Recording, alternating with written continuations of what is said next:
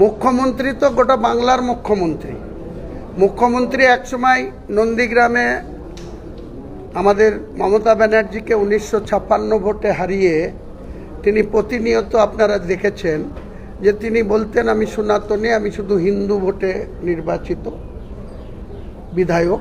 আমি সেটাকে অনেক ব্যক্তি ছিল, কেউ কিন্তু তিনাকে কাউন্টার করতো না। আমাদের মুসলিম এমএলএদের নিয়ে ডাইরেক্ট উনি বলেছিলেন বিধানসভা থেকে চ্যাংদোলা করে বের করে রাস্তায় ফেলবো।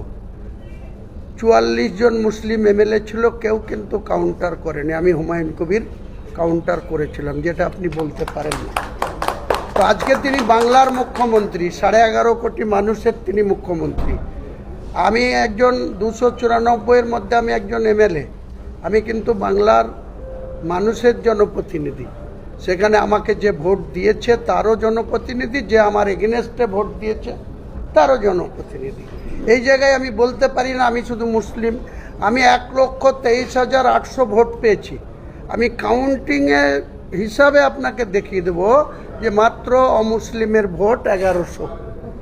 1,23,800 ভোটের মধ্যে 1100 ভোট অমুসলিমের, বাকি ভোটটা সবই।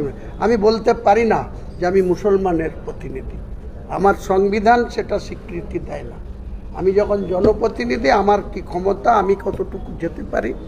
তো বাংলার মুখ্যমন্ত্রী, আমারও মুখ্যমন্ত্রী, আপনারও মুখ্যমন্ত্রী, নিশ্চয়ই মুখ্যমন্ত্রীকে বলবো, ক্রীড়ামন্ত্রীকে বলবো, তিনারা কি সহযোগিতা করবেন কি করবেন না, সময় আসলে সে ব্যাপারে আপনি নিশ্চয়ই জানতে পারবেন।